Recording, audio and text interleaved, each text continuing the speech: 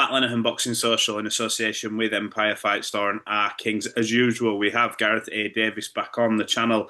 He's just got back from Riyadh. An interesting old week, and obviously the story of the main event, which has obviously dominated Moses Itauma, putting an end to Dillian Whyte in, swift fashion. Just sort of, what's your biggest sort of takeaway from that week? Moses looks and has continuously proven he's looking like the real deal. Yeah, well, I think that's it. I think we potentially are looking at a guy who is the real deal. We're looking at the takeover. Good morning, Lifesaver. That we're looking at a guy who really looks to have the potential to beat everyone in the division. Whether he really can right now, I don't know. It's an extraordinary story in that sense. He dealt with the step up in name, opponent, the occasion, all brilliantly. He was very, very accurate in everything he did in the ring. He took his time, he was precise, he broke Dillian Whyte down very quickly and he finished him. What Dillian Whyte truly had left is a subject for debate as well. But I think, we are looking at the emergence of a star, and again, we're looking at the emergence of a very young star in the division, and how they select his next 5 or 6 fights, Matt, and how he performs in those next 5 or 6 fights may determine, because whether we genuinely have another generational heavyweight on our hands. I mean, people will maybe complain at that, saying, what, by 20 fights? By 20 fights, we'll know how great he'll have been in the era. I think I look at Moses and I go, it's almost difficult in a way because he's proven to just be that good now.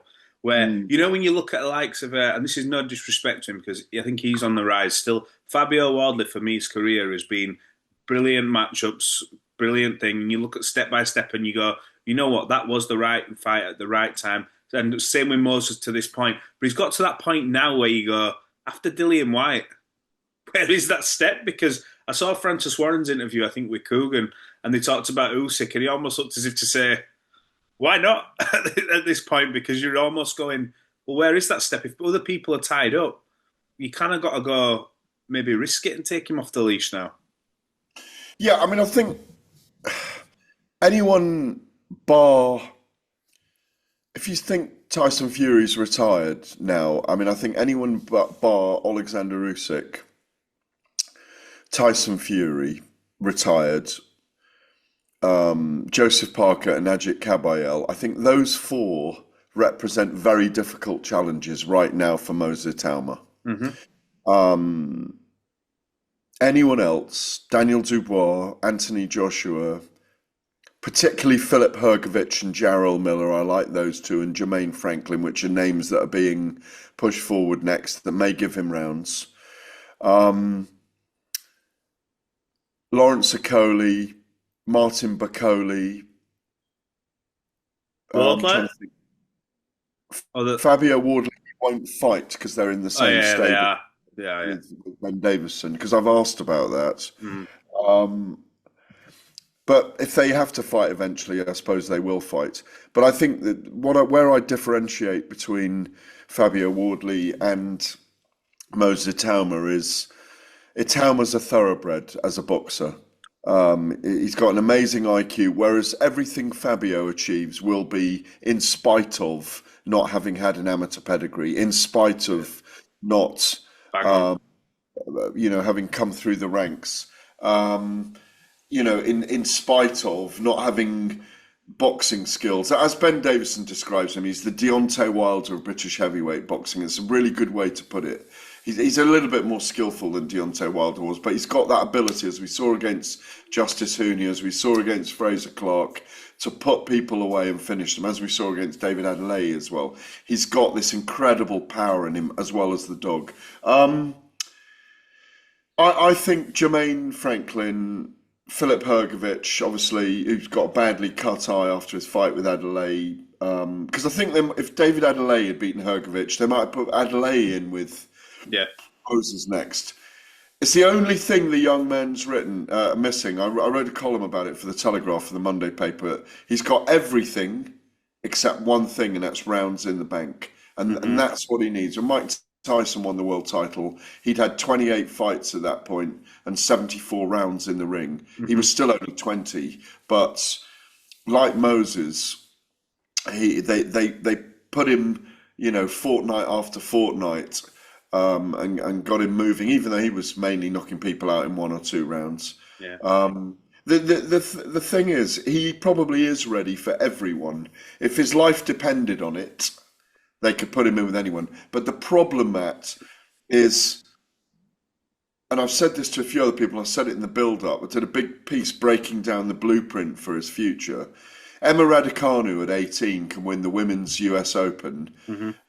as a qualifier. Wayne Rooney can go on the pitch as a 17-year-old and whatever many days for England as the youngest player. Luke Littler can be the youngest player to win the World Darts Championship at 17. They can all lose their next contests, and it doesn't matter that much, or their next match, or their next tennis game. Yeah. Uh, they're all matches, aren't they? But if he does, if he wins, if he can win his next one, and then if he loses his next one, the bubbles burst, the invincibility's gone. And that's the problem for Moses. Mike Tyson did 9 fights between fight 28 and fight 37, where he won the world title against Trevor Berbick. He became undisputed against Tony Tucker, and then he lost 4 years later in Tokyo to Buster Douglas, a huge underdog. And the run was done. That era, that 86 to 90 era was done. That may be Moses. Mm. It may be 9 fights. If he wins 9 fights now, he'll have cleaned up the era. And then, I've said this before, and I said this in the build-up, then he may lose to a Baladir Jalalov. Yeah. And it may be there'll be one boogeyman that is able that's got his number.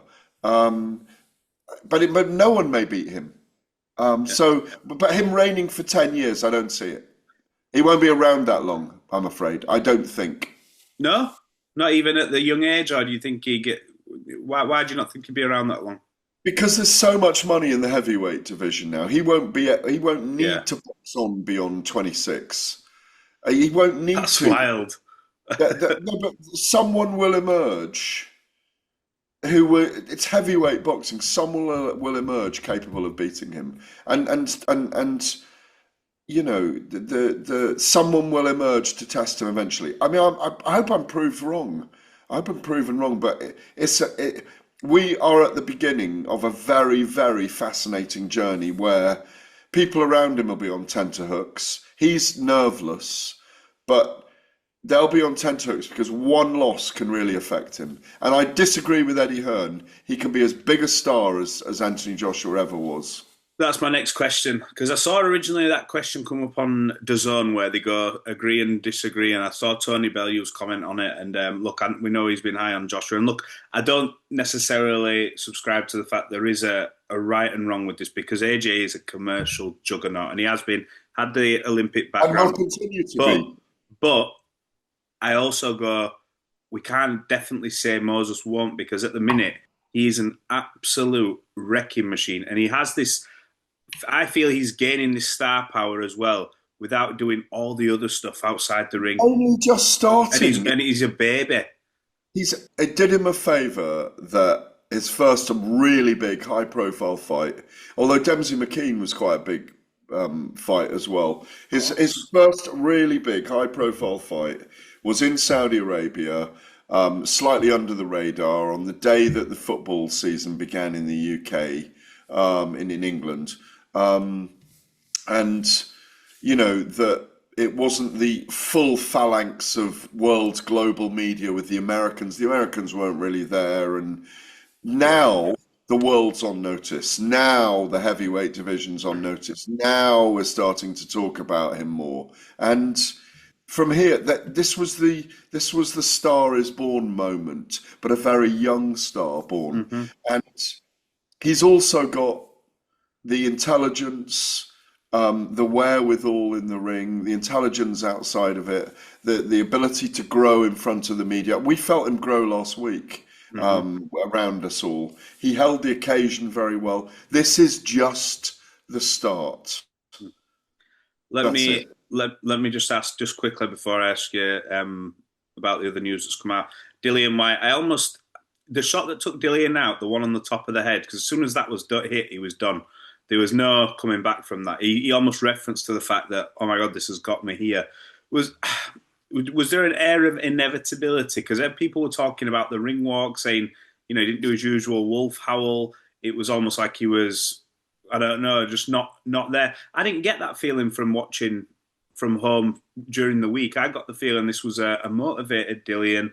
And was it just a shot that, could that shot have done that to any heavyweight? When you get hit on that part of the head.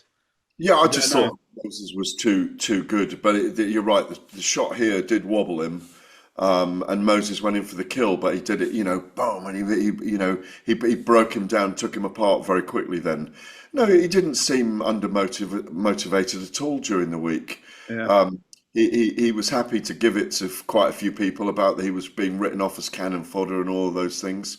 He let rip a little bit with us on Talksport on one podcast where he landed a series of expletives on the podcast. It did big numbers. I'm not having, I don't want him to bad man me because I'll fuck him up and I'll fuck his whole team up. I don't know if you saw that. I saw it.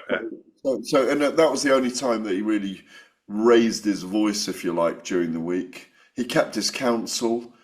I think he seemed motivated, seemed in really good shape. Buddy McGirt spoke to at length his trainer as well, who said he'd had a fine camp. He's an older heavyweight now. He's a veteran heavyweight, and he was taken apart by a much younger man who's flying, frankly, and has got great skills, speed, footwork, movement, Hmm.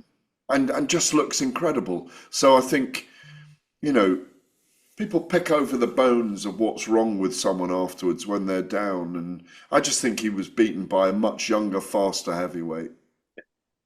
Yep. I want to ask you. Came out yesterday. I think it was yesterday. I think I saw it break on Talksport. Says reportedly that Daniel Dubois has split with Don Charles and that he's linking up now with Tony Sims. What do you make of that? Obviously, there was a lot made of the aftermath of the Usyk Dubois fight, and obviously the things that had gone on beforehand. Before that, I thought them two had been on a really good run, and John Charles had maybe brought some out in Daniel that we hadn't seen. What do you make of this split? Well, it's a change that they want because it hasn't gone his way. I think Don's been very good for Daniel Dubois. I agree with that. In spite of the shellacking I got from him after he beat Anthony Joshua, I'm fully in favour of what Don did with Daniel Dubois. I don't think it's anything that Don did wrong. When Dubois stepped in for a second time against Usyk, in between the two Usyk defeats that were both with Don, there were some very fine performances. So, including the Anthony Joshua fight, Hergovich, Miller, he looked very, very good. I think Don was very good for bringing Daniel through. It's a little bit of a surprise, I'll be honest. Mm. Um, It's, after a defeat though, I looked at it and thought you lost to Usyk. You didn't Yeah, lose I to mean, I Joe don't know their Bloggs. reasons, but I don't know their reasons for doing it, Matt. So, Yeah. what Tony will say is, valete salvete. The greetings to Tony Sims for Daniel Dubois, and goodbye to Don. It's just life. It's just what people do, and Stan, Daniel's father, will, I imagine, be behind it. He's moved his son on. He's moved him out to the Essex gym of Tony Sims, where Johnny Fisher is now as well. Of course, he's gone there. Yeah. Tony will bring him old school values. He won't tinker with him too much. I've always said this about Daniel. He'll have 7 or 8 more fights. He might lose 2. He might win 5. He'll probably become a world champion again. Well, not if Moses takes over. I think Moses beats him. I think Moses beats Dubois. I think Moses beats Joshua.